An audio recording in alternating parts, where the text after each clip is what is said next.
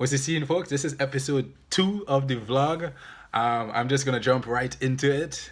It dawned on me that I did not mention to you guys what Eutoro was. Eutoro is simply a community of creatives who help each other's endeavors get off the ground, who help foster each other's creative ventures. If you want more information, you could check out the description for this video below. I have the website URL there, as well as the Slack channel information as well, the Slack channel invite link. As far as my marketing plan for Eutoro right now, I'm no longer going to be focusing on getting new users. Instead, I'm going to be doing two things. One, homing in specifically on videographers as the type of creative I would like to blow up, and also doing some customer discovery, so reaching out to videographers as many as possible and talking to them and seeing like how I could add more value to them with this service while we're in the process of building version 2 of the website. And that's about it. But shoot, if any of you videographers or YouTubers are seeing this stuff, yo, help your boy out, because I could definitely use a lot of assistance with that and it would be much appreciated. Besides that, last week I told you guys that I would mention my car accident. I described that. I went into detail about that in a speech that I did last week. And the speech actually went well. I didn't see anything. They haven't sent me the footage of it yet. When I do get it, I will upload it so you guys could check that out and see me give my speech while talking about the car accident. But yeah, I don't have the footage.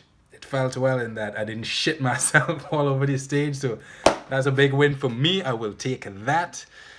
Fun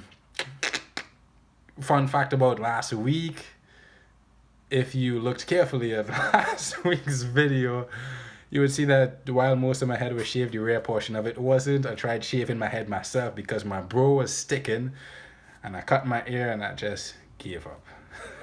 And I've been rocking that hairstyle for a while now. So this week and going forward, I'm going to be standardizing my schedule. I am going to be standardizing my schedule, and that my sleep schedule. I'm going to be getting up at 5:30 each day. Why? Because I was supposed to be with this 90-day challenge. I was supposed to be recording my thoughts every single day and then once a week dropping a video. 3 out of the last 7 days I didn't do that. So I'm going to be getting up at 5:30 so I could record my thoughts and do some other things before the text messages, the calls, and life, man, starts happening. And if need be, I could always go back to sleep. But that is the plan. So because of my negligence last week, my 90-day challenge has been restarted, and it now has the additional difficulty, I guess, of me getting up early too, but I'll be better off for it.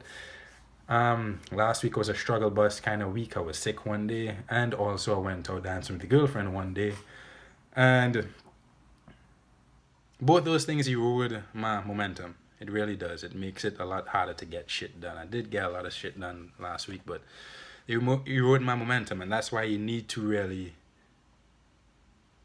know yourself. Because I know people who could switch back and forth between partying and productivity, and I personally can't. Not only does it decrease my energy levels, but also it decreases my volition to do anything besides eat junk food and watch Netflix. So I'm going to continue doing what I have been doing for the last 2 months, which is relegating the frequency with which I go out dancing and stuff. Why? Because it's kind of like what I do is kind of like a savings account. We save for big purchases. I prefer to save for big experiences. So rather than go to the bars having the exact same experience, doing the exact same shit for the next 10 weeks, I prefer to do nothing for the next 10 weeks besides grind, and then go to take the same money and go and do go to some festival or do something that I really, really want to do one weekend that would give me more fun, a more memorable experience, and would, over that 10-week period, radically ramp up my efficiency because I have more time. Those 10 weeks prior to that, I would have been just grinding on the weekend instead of me going out partying and then having to deal with the hangovers and ramifications of that bullshit. So I'm just going to continue doing that because I know myself. Not everyone needs to do it, but I definitely need to do stuff like that so I could still have fun but be productive. Those who don't need to, who could switch gears better, they probably won't have to do that. The big takeaway for this week comes from a heuristic that I developed last week. So when I uploaded the videos to YouTube on Sunday. And I didn't share the link to my Facebook, with my Facebook community and friends until Monday. Why? Because I really didn't want to do it. And Sunday night at 2:30 a.m., I couldn't sleep. I went to bed like 11:30 and couldn't sleep even at 2:30. So I got up and recorded my thoughts. I will drop that video before this one, in pertaining to the heuristic that I developed that allowed me to make a definitive decision as to whether or not I should share my YouTube channel with my Facebook friends. And that heuristic is simple. Figure out what your primary metric is. And for anything uncomfortable, you're gonna be deluged with questions, doubts, and thoughts from all directions. Push all that noise to the side and focus only on the primary metric. And base your decision entirely on that. So, example, I would say, with this vlog and what I've been doing, like I'm still not excited about the huge spotlight that I decided to shine on my back. But if growth, not me looking cool or avoiding looking like an ass or avoiding failing, if growth is the primary metric by which I measure a successful 2018, then that is all I really need to focus on. Same thing with the vlog.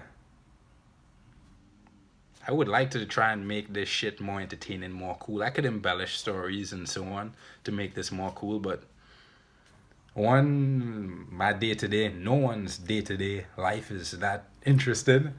And two, unfortunately, I ain't really that funny of a dude to make this stuff interesting for you guys.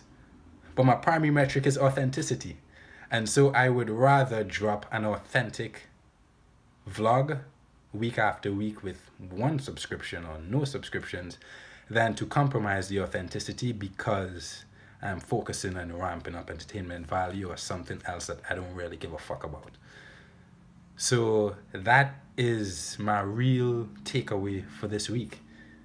My real takeaway is that I need to keep reminding myself to focus on whatever primary metric I identify and don't let anything else compromise that. And I know for some of you guys who lift, you might be able to empathize because you cannot be bulking and cutting at the same time. If you chase bulking and cutting at the same time, you'll end up neither bulked nor cut. You need to figure out which one is primary and focus on that. There's a Russian proverb, I read in a book recently that there's a Russian proverb that says if you chase two rabbits, you will catch neither. That is exactly how it works with this, and I was able to remind myself with the vlog and with my goals for this year of what my primary metrics were, and that's all I really give a fuck about. What are those metrics? I will reiterate.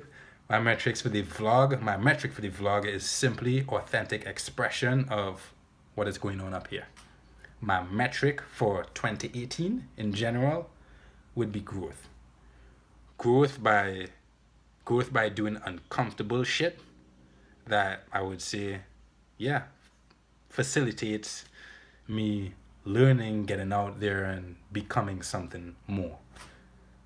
So that's it for today, peeps. Peace.